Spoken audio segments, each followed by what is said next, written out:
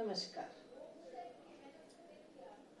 आज हम अपने पॉलिटिकल साइंस के खंड ब जिसमें भारतीय राजनीति के बारे में हम पढ़ेंगे।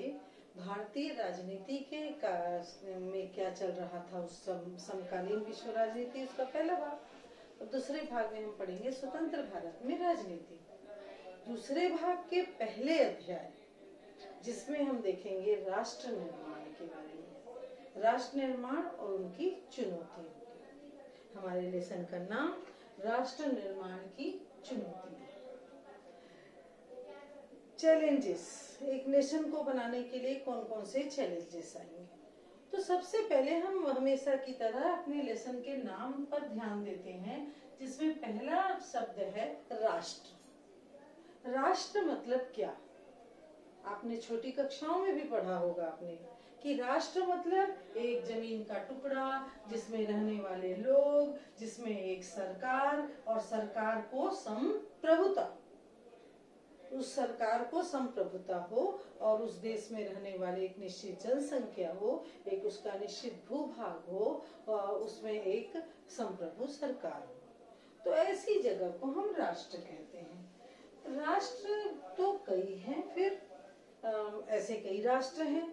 तो हम उन राष्ट्रों के बारे में बात करें। मान लीजिए एक राष्ट्र है जहाँ एक ही तरह की बोलने वाले, एक ही भाषा को बोलने वाले, एक ही तरह के दिखने वाले लोग हैं। बहुत बड़ा विशाल एरिया नहीं है, बहुत बड़ा विशाल प्रांत नहीं है, बल्कि एक छोटा प्रांत है। तो और वो एक राष्ट्र निर्माण चाहता है, वहाँ के लोग वो राष्ट्र निर्माण चाहते हैं।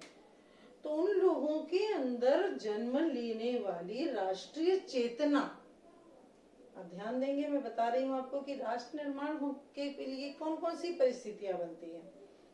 तो कुछ लोगों के, सारे नहीं, कुछ लोगों के अंदर जन्म लेने वाली राष्ट्रीय चेतना जो ये इन प्रकारेण किन्हीं सामाजिक संगठनों के माध्यम से राजनैतिक स्वायत्तता प्राप्त कर लेती है, तो वो होता है राष्ट्र का निर्माण। अब राष्ट्र के बाद हम राष्ट्र निर्माण की बात कर रहे थे। अब उसमें चुनौतियां, तो उसमें कई चुनौतियां आती हैं। कोई भी राष्ट्र बनाना है तो इतना आसानी से चलिए हम सब चल के राष्ट्र बनाते हैं, तो ऐसे ही तो राष्ट्र बन नहीं जाएगा। तो कई चुनौतियां आती हैं, कई चैलेंजेस आते हैं। लेकिन इस लेसन में हम अपने देश भारत के राष्ट्र निर्माण और उनमें उसके बीच आने वाली चुनौतियों, उसके रास्ते में आने वाली चुनौतियों की बात करेंगे। आप मेरी लाइन पे ध्यान देंगे कि हम अपने देश भारत के निर्माण और उसके रास्ते में आने वाली चुनौतियों की चर्चा इस अध्याय में करने वाले हैं। तो भारत का निर्माण हम कब से पढ़ने वाले हैं? सनातन काल से, बहुत पहले से भारत है। भारत आज का नहीं है, भारत के हजारों सालों का इतिहास है। तो भारत का निर्माण हम कब से पढ़ने वाले हैं? हम भारत देश के राष्ट्र का निर्माण 15 अगस्त 1947 के बाद से पढ़ने वाले हैं। फिर मन में एक प्रश्न आता है कि 15 अगस्त 1947 के बाद का भारत अगर हम पढ़ने वाले हैं, तो क्या उसके पहले भारत नहीं था? उसके पहले भी भारत था। भारत सनातन काल से है, भारत चंद्रगुप्त मौर्य के काल में है, भारत महाभारत, उससे पहले महाभारत के काल में है, भारत अशोक के काल में है, भारत उसके बाद भी बना रहा, लेकिन बीच में हमने गुलामी झेली। गुलामी के दौरान भारत एक देश नहीं था, भारत एक उपनिवेश था। भारत को एक राष्ट्र नहीं माना जा सकता था, क्योंकि राष्ट्र के अंदर क्या होनी चाहिए? संप्रभुता होनी चाहिए, जो भारत में नहीं थी। तो भारत कब से बना? हम कब से भारत के बारे में पढ़ेंगे? 15 अगस्त 1947 के बाद से, कि जब भारत को सही मायनों में स्वाधीनता मिली, सैकड़ों वर्षों की गुलामी के बाद एक नए भारत का जन्म हुआ। तब से हम देखेंगे कि उसके नए भारत के जन्म के बाद उसके सामने कौन कौन सी चुनौतियां आई। जो नया भारत बना, आप ध्यान दीजिए, नया भारत जब था तो भारत कई, पुराना जो भारत था वो कई राजाओं रजवाड़ों में बटा हुआ जगह था। जब अंग्रेज जा रहे होंगे, जब भारत को स्वतंत्रता मिलने वाली होगी, तो ये जो राजा रजवाड़े थे उनकी बाछें खिल गई होंगी, उनके मन में खुशी का जो ज्वार उठा होगा, वो इसलिए नहीं कि भारत की जनता आजाद होने वाली है, वो उनके मन में ये भी विचार रहा होगा, ये उनकी महत्वाकांक्षा ने फिर से जन्म ले लिया होगा कि अब उन्हें उनका राज्य वापस मिल जाएगा। तो उन महत्वाकांक्षाओं से लड़ाई करनी थी। इतने समय में जो एक विभाजन के कारण एक जो मनमुटाव का बीज बो दिया गया था, उससे लड़ाई लड़ी जानी थी। इतने वर्षों की गुलामी ने आर्थिक रूप से एकदम कमजोर कर दिया था भारत को, उससे जीतने की कोशिश करनी थी। तो चुनौतियां तो अथाह थी, अपरंपार थी, और उन्हीं चुनौतियों की चर्चा हम इस लेसन में करेंगे। अब अथाह थी, अपरंपार थी, वो सब सही है, पर उस पूरी सारी चुनौतियों को हम 3 भागों में बांटेंगे। उसके पहले हम देखेंगे, ये भी देख लेते हैं, ध्यान देने की बात है कि 14 और 15 अगस्त की रात्रि, 14 और 15 अगस्त 1947 की रात्रि, जब भारत आजाद हो रहा था। भारत जिस समय आजाद हो रहा था, उस समय नेहरू, हमारे प्रथम प्रधानमंत्री पंडित जवाहरलाल नेहरू का भाषण, वो आज भी उतना ही प्रासंगिक है जितना उस समय था। उनके भाषण को ट्रस्ट विथ डेस्टिनी कहा जाता है, भाग्य वधु से चिर प्रतीक्षित भेंट। बहुत समय से जो हम चाह रहे थे वो हमें मिल रहा था। नेहरू जी के भाषण की जो लाइन थी कि जिस समय पूरा विश्व सो रहा है, उस समय भारत अपने नए भाग्य निर्माण के लिए जाग चुका है। एक बहुत बड़ी बात, और वो उस समय भी उतनी ही महत्वपूर्ण थी जितनी आज है।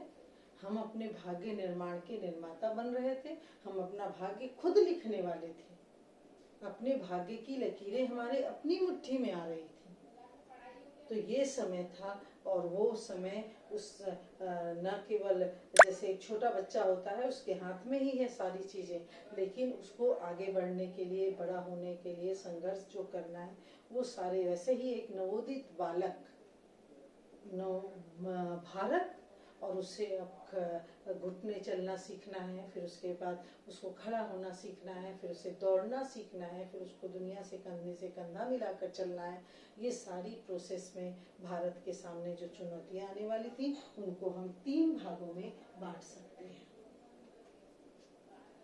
ये 3 भागों में चुनौतियां बांट सकते हैं। उसके पहले एक और चीज जो मुझसे छूट रही है, उसको मैं एक बार और बता दूं कि राष्ट्र निर्माण जो है वो एक मकान का निर्माण हम कह सकते हैं।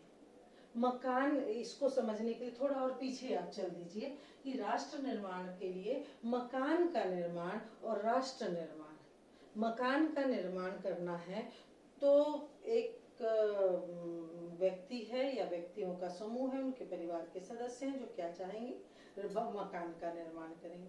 अब मकान के निर्माण में कौन कौन सी चीजें, विभिन्न योजनाएं बनाई जाएंगी, मकान कैसा बनेगा, किस तरह से बनाया जाएगा, इसको वो बहुत जरूरी है। विभिन्न योजनाओं के साथ विभिन्न प्रकार की सामग्रियां लगेंगी, छड़, सीमेंट, रेत आदि, गिट्टी आदि सब लगेगा। तो विभिन्न योजनाओं के साथ विभिन्न सामग्रियां लगेंगी। गति, या तो मकान जल्दी बनेगा या मकान धीरे से बनेगा, जैसी क्षमता है, जैसी योजना है, उस हिसाब से मकान की गति होगी। तो गति कम भी हो सकती है, ज्यादा भी हो सकती है। तो विभिन्न प्रकार की गति, विभिन्न प्रकार के स्तर, कितने स्तरों का मकान बनेगा या किन किन प्रोसेस से बनेगा, कौन सा काम पहले होगा, कौन सा बाद में होगा, पहले नींव रखी जाएगी, उसके बाद ही उस पर दीवारें खड़ी होंगी। तो ये उल्टा तो हम कर नहीं सकते, तो सारी योजनाएं बनाएंगे तब तो मकान बनेगा। और इस स्तरों की क्रमबद्धता क्या होगी, और इस क्रमबद्धता को बनाने के लिए कि ये मेरा मकान है, इसे मैं अपने तरीके से बनाऊंगी या बनाऊंगा, ये स्वतंत्रता, ये सारी चीजें जो मकान के निर्माण में होनी चाहिए, वही सारी चीजें एक राष्ट्र के निर्माण में भी होनी चाहिए। कुछ लोगों का समूह जो राष्ट्र बनाएगा, वो अपने तरीके से बनाएगा, अपनी योजनाओं के अनुसार बनाएगा, वो किस तरह से राष्ट्र चलेगा उसकी योजना बनाएगा, उसके राष्ट्र का स्वरूप कैसा होगा, उसको बनाने में गति कैसी होगी, उसको बनाने के स्तर कौन कौन से होंगे, और उसकी सारी स्वतंत्रता, स्वायत्तता उन राष्ट्र के लोगों की होगी। तो ये सारी चीजों को हम रिलेट करते हैं, मकान का निर्माण और राष्ट्र का निर्माण लगभग एक तरह का है। अब हम आ जाते हैं वापस राष्ट्र की निर्माण की चुनौतियों में। राष्ट्र निर्माण की चुनौतियों में पहला जो है वो आप देखिए, यहाँ बोर्ड पे मैंने लिख रखा है कि तीन चुनौतियां हैं, तीनों को मैं पहले पढ़ देती हूँ, फिर आपको तीनों को अलग अलग डिस्क्राइब करूंगी। एक ऐसे भारत को गढ़ना जो एकता के सूत्र में बंधा, एकता के सूत्र में बंधे भारत को गढ़ना, ये सबसे बड़ी चुनौती थी।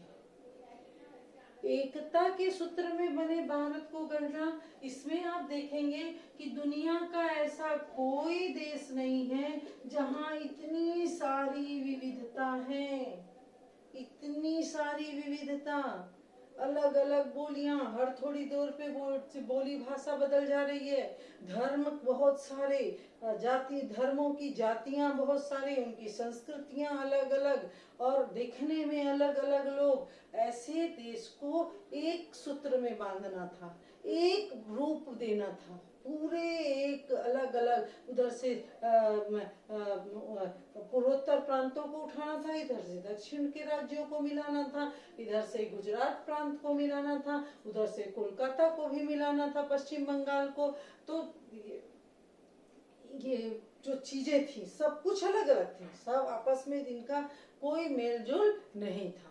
कोई एक चीज थी जो इनको बांधे हुए थी, वो थी राष्ट्रीयता की भावना, और उसी राष्ट्रीयता की भावना को कायम रखकर इन सबको एकता के सूत्र में बांधना, ये बहुत बड़ी चुनौती थी, क्योंकि दुनिया में दूसरा और कोई देश नहीं है जहां इतनी सारी विविधताएं हैं। इसके लिए आप सबको, हम सबको गौरवान्वित होना चाहिए कि हम एक ऐसे देश के वासी हैं जहां पर इतना प्रकृति ने भर भर कर विविधताएं दी हैं, भर भर कर वातावरण में विविधताएं हैं, हमारे बोलने चालने में विविधताएं हैं, पूरी तरह विविधताओं से भरा हुआ देश है ये, और इसको एक सूत्र में पिरो कर रखना ये बहुत बड़ी चुनौती थी, जो सबसे पहली चुनौती के रूप में हम देखते हैं कि ऐसे। और ये आपको इस बारे में भी आपको खुश होना चाहिए कि हमारे तत्कालीन राष्ट्र निर्माताओं को आप जरूर ध्यान में रखिए कि उन्होंने उस समय ऐसे भारत को गढ़ा, और न केवल गढ़ा बल्कि उसको मजबूती प्रदान की, अपने तरीकों से, संविधान के द्वारा, नियम कानून के द्वारा, कि भारत एकता के सूत्र में बंधा रहा। क्योंकि देश का निर्माण धर्म के आधार पर हुआ था, तो बहुत संभावना थी कि धर्म के आधार पर ही आगे इसमें दुर्भावना आए, इसमें विविधताएं आए, इसमें दूरी आ जाए लोगों के बीच में। धर्म लोगों को खींच रहा था और हमारा संविधान इनको जोड़ने की कोशिश कर रहा था। तो ये एक बहुत बड़ा प्रयास था जो खींचने से ज्यादा ताकतवर साबित हुआ आपस में मिलाने का। ये एकता के सूत्र में बांधने का जो प्रयास था, ये एक बहुत बड़ी चुनौती थी जिसे हमने पास किया। दूसरे नंबर पर आ जाते हैं, लोकतंत्र। लोकतंत्र, अब उस समय ज्यादातर जगहों पर राजतंत्र चलते थे, कहीं कहीं शुरू हो गया था साम्यवादी या समाजवादी तंत्र, और लोकतंत्र एक जो नई चीज थी। लोकतंत्र दुनिया के लिए भी नई चीज थी, और वो कुछ देश इसका सफलतापूर्वक संचालन कर रहे थे। जैसे हम इसमें अमेरिका का नाम ले सकते हैं कि अमेरिका में बहुत अच्छा लोकतंत्र सफलतापूर्वक संचालित हो रहा था। तो भारत में भी लोकतंत्र को कायम करना था। अब भारत और अमेरिका की स्थितियां इतनी एक जैसी तो थी नहीं। भारत अमेरिका बहुत समय से आजाद हो चुका देश था, भारत तक नया नया उसको आजादी मिली थी। दूसरे की इसमें विविधताएं इतनी थी। फिर तीसरे हम इतने कम, हमारे देश में साक्षरता इतनी कम थी कि लोगों को समझना बहुत और समझाना दोनों कठिन था कि उनके वोट का क्या मतलब है, उनके मत का क्या मतलब है, या लोकतंत्र का क्या मतलब है, लोकतंत्र की क्या अहमियत है। और ऐसे समय में और एक चीज, लोकतंत्र का मतलब एक चीज और जो होता है कि कई हिस्सों में बटा हुआ भारत और हर जगह से लोगों को एक एक व्यक्ति चुन चुन कर प्रतिनिधि जाएगा, और कहाँ जाएगा, वो संसद में जाएगा। और उस संसद में जो जाएगा वो अलग अलग जगह से चुना हुआ प्रतिनिधि है। ये अलग अलग जो जगह हैं वो आपस में एकदम अलग अलग है, भाषा नहीं मिलती, उनके विचार नहीं मिलते, उनकी संस्कृति नहीं मिलती, उनके धर्म आपस में अलग अलग हैं। तो ऐसे में हर जगह से चुनकर एक जगह पहुंचना है, संसद में। तो संसद में पहुंचने वाले लोग जो बहुत अलग अलग जगह से चुनकर जाने वाले थे, उनमें राजनीतिक प्रतिद्वंदिता, राजनीतिक द्वंद्व की जो शुरुआत थी, मुकाबलों की शुरुआत होने वाली थी संसद भवन में, उसके लिए भी भारत को तैयार रहना था। और ये बहुत बड़ी जिम्मेदारी थी हमारे संविधान निर्माताओं की कि लोकतंत्र को कैसे कायम रखा जाए, किस तरह से इसको आगे भी बनाया जाए। आप इसके लिए फिर से हम एक बार बात करते हैं कि हमारे संविधान निर्माताओं को, हमारे उस तत्कालीन राष्ट्र निर्माताओं को, कि उन्होंने हमें दुनिया का सर्वश्रेष्ठ लोकतंत्र दिया। अब इसे सर्वश्रेष्ठ कैसे कहेंगे कि आप ये देखेंगे कि दुनिया की जो पश्चिम देश हैं, जो अपने आप को बहुत ज्यादा मॉडर्न समझते हैं, बहुत आगे विकसित समझते हैं, ये सारे जो देश हैं वो किसी न किसी रूप में जब लोकतंत्र को अपने देश में स्थापित करते हैं, तो आप शुरुआत से अगर देखेंगे, चाहे वो फ्रांस हो, चाहे वो अमेरिका हो, इंग्लैंड हो, कहीं भी शुरुआत से ही सबको मताधिकार नहीं मिला। सबसे पहले पहले कुछ अमीरों के लिए मताधिकार रखा गया, फिर उसके बाद केवल पुरुषों, पहले तो पुरुषों के लिए, पहले अमीरों के लिए, फिर केवल पुरुषों के लिए, फिर अमीर महिलाओं के लिए, फिर जाके बात हुई कि नहीं सबको मिलना चाहिए, तब सबके लिए। इस सब तक पहुंचने में उन्होंने बहुत समय लगाया। और भारत ने अपने संविधान के पहले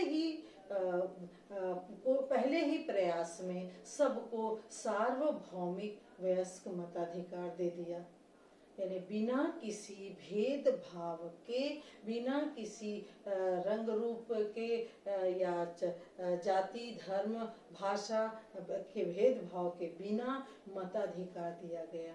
ये एकमात्र पहला देश था जिसने अपने पहले ही प्रयास में सारे लोगों को एक जैसा मताधिकार मिला। तो ये लोकतंत्र की जीत थी और ये बहुत ठोस कदम था, हम के ये बताने के लिए बहुत काफी था कि हम आने वाले समय में कितना ज्यादा महत्व देने वाले हैं लोकतंत्र को। और ये जो महत्व देने की जो परिपाटी शुरू हुई, जो आज तक कायम है, तो ये बहुत बड़ी एक चुनौती थी लोकतंत्र को कायम रखने की, जिसमें भी भारत पास हुआ। तीसरे नंबर पे अगर हम आते हैं तो देखिए, तीसरी जो चुनौती थी वो हमको आर्थिक विकास करना था। बिना आर्थिक विकास के तो कुछ भी संभव नहीं है। आर्थिक विकास हर किसी को चाहिए। अगर आपके घर में आपके पिता कमाते हैं तो आपके भाई भी अगर कमाने लगे तो आपके घर का आर्थिक विकास होगा। अगर आपके पिता की पेमेंट बढ़ जाती है और एक आध तरीके से धन अर्जन होने लगता है तो आपके घर की आर्थिक स्थिति सुदृढ़ हो जाएगी। इन सब से आप समझिए कि देश को भी ऐसे ही चीजों की जरूरत थी जिससे उसका आर्थिक विकास हो सके। अब आपके पिता कमाते हैं और साथ में आपके भाई भी कमाने लगे तो आपके घर की आर्थिक स्थिति जिस तरह सुधर गई, वैसे ही अगर उस समय कुछ लोग नौकरी कर रहे थे और सबको काम मिलने लगे बाकी लोगों को भी जिनके पास काम नहीं था उनको काम मिलने लगे, तो देश की आर्थिक स्थिति सुधर जाएगी। अब देश की आर्थिक स्थिति सुधारना है, हमारे पास देश की आर्थिक विकास का एक लक्ष्य है। देश का आर्थिक विकास का एक लक्ष्य है और देश कई वर्गों में बटा हुआ है। ये कई जो वर्ग हैं, अब मान लीजिए हम उनको ABCD नाम दे देते हैं। अब देश के कई वर्ग हैं और इनमें से अगर मान लो हमको आर्थिक विकास करना है और हमने एक वर्ग का आर्थिक विकास कर दिया और हम दुनिया के सामने दिखा रहे हैं कि देखिए हमारे इतने लोग कितने सक्षम हैं, कितना विकसित हो चुके हैं, तो क्या इसे आप सही आर्थिक विकास कहेंगे? कुछ देशों में ऐसा कहा भी जाता है, पर हमें ऐसा आर्थिक विकास नहीं चाहिए था। तो चलिए ठीक है, अब दूसरे को भी थोड़ा आगे बढ़ाने की कोशिश हो, दूसरे को भी आगे बढ़ाया गया। अब हम खुश हो जाए कि अरे देखिए हमारी कम से कम आधी आबादी तो आर्थिक विकास कर चुकी है। लेकिन हमें हमारे राष्ट्र निर्माताओं को ऐसा भी आर्थिक विकास मंजूर नहीं था। हम कैसा आर्थिक विकास चाहते थे? हम ऐसा चाहते थे कि हमारे चारों ही वर्ग एक साथ आगे बढ़े, भले ही हम धीरे बढ़े।